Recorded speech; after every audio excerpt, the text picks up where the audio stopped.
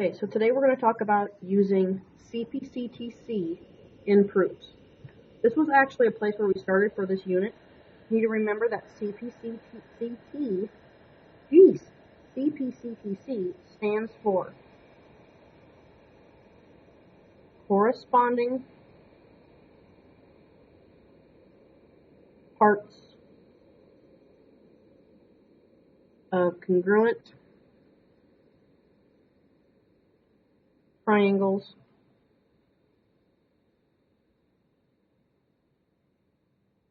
are congruent. Okay, corresponding parts of congruent triangles are congruent. We use this at the very beginning when we had, let's say, triangle ABC is congruent to triangle DEF. So we knew, because the triangles were already congruent, that we had 6 corresponding congruent parts. So we knew that angle A was congruent to angle D, that angle B is congruent to angle E, and that angle C is congruent to angle F.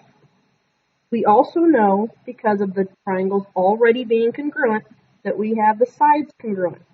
So AB is congruent to DE, side BC is congruent to side EF, and then finally side AC is congruent to DF. So when the triangles are congruent, all 6 corresponding parts are also congruent. What we've been working on in our proofs is actually to prove the triangle's congruent. So you cannot, this is an important piece, you cannot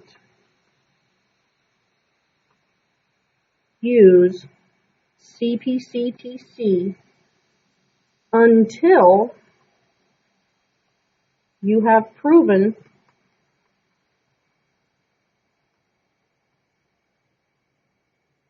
the 2 triangles congruent. We say that again. You cannot use CPCTC until you have proven the 2 triangles are congruent. Because up here it says corresponding parts of already congruent triangles are congruent. So once we prove that the 2 triangles are congruent by using the side, side, side, or side angle, side, etc., then we know all the other parts are going to be congruent too, because we have now proven that the triangles are congruent. So we're going to start off with a proof. I know you guys love proofs, but actually I love these. Okay, so we have, where do I want to go with this? Which one do I want to do? Let's do given is going to be AC is congruent to CE, and that DC is congruent to BC. I'll give you a diagram here in a minute. We want to prove that angle B is congruent to angle D. Now, up until now, the proofs we have dealt with, we were trying to prove the triangles were congruent. So using CPCTC is one more step. You prove the triangles are congruent first, and then you use CPCTC at the very end. So we have a bow tie diagram, and we have A, B, C, D, and an E.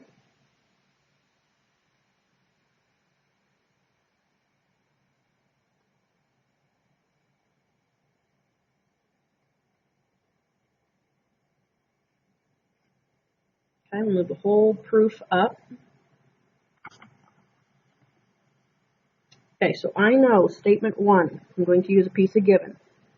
AC is congruent to CE, and then I'm going to go ahead and mark that on my diagram. AC is congruent to CE, and the reason would be given. This is a congruency statement of sides, so I'm going to put my little S there so I remember that I need my 3 parts. Number 2, I'm going to use the fact that DC is congruent to BC. DC is congruent to BC. Again, that was given. This is another side, because it's a segment. I'm going to mark that on my diagram as well. And this is a bow tie, so I know that this angle is going to be congruent to that one. Remember, we have more than one angle here, so we cannot just simply say angle C. We could say angle B here, because it's the only one there, but we have angles all over the place at this intersection. So we actually have to use our 3 letters. So angle ACB is congruent to angle DCE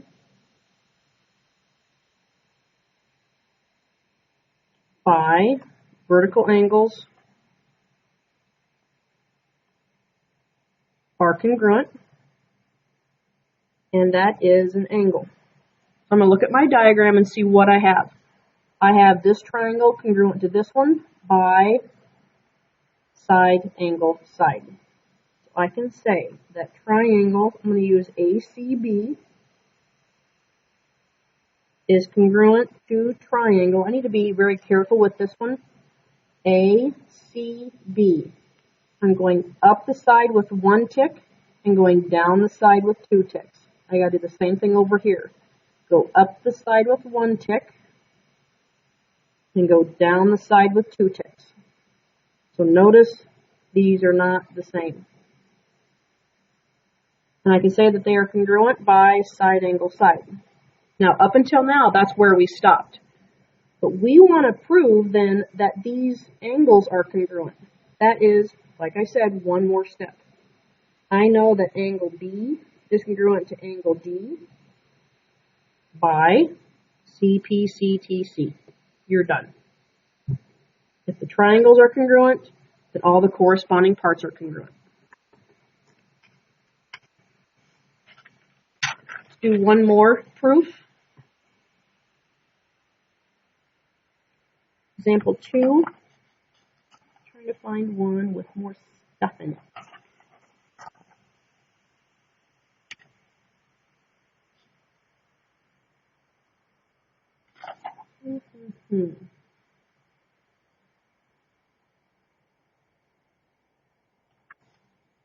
Let's do the given.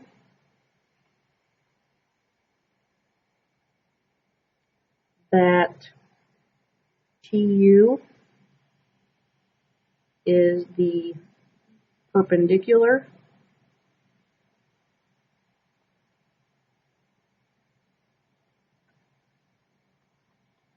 bisector of SV, and we're going to prove that ST is congruent to VT.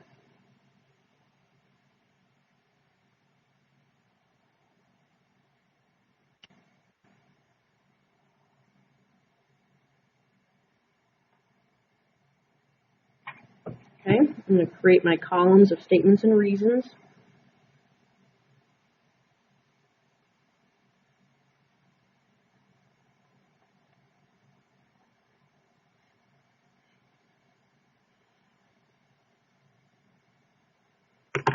Okay, statement number 1. I'm going to write my given.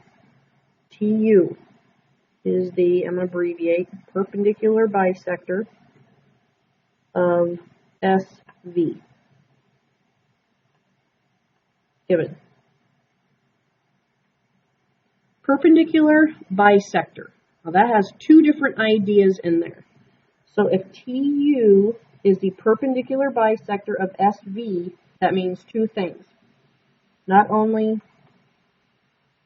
is it perpendicular, but we also are bisecting this piece. So I need to put both of those pieces in my proof. So I have that SU is congruent to UV. Remember, we're looking at the keywords. There's a keyword of perpendicular and a keyword of bisect. So I'm going to put by definition of bisects.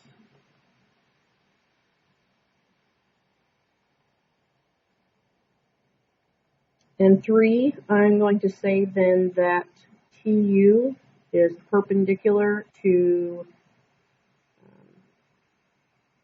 I'm going to go with angle TUV is a right angle. You could go a couple different ways on this one. I'm going to put by definition of perpendicular. So I have this and I have this. We have that sharing side, so I can say that TU is congruent to TU by the reflexive property.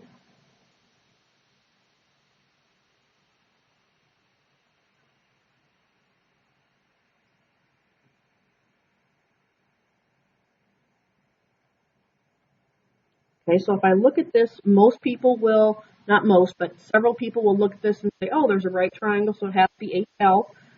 We have a leg, but we do not have the hypotenuse, so we're going to have to look at this another way. I can say that triangle SUT is congruent to triangle, so I went down the side with 2 ticks, and then the side with 3 ticks. I got to do the same thing over here. 2 ticks up to 3 ticks. Oopsie, so this is going to be triangle VUT. So I can say that the 2 triangles are congruent by side angle side. But that's not what I'm asked to prove. I'm asked to prove that these outside sides are congruent. So I can say then that ST is congruent to VT by CPCTC. And you're done.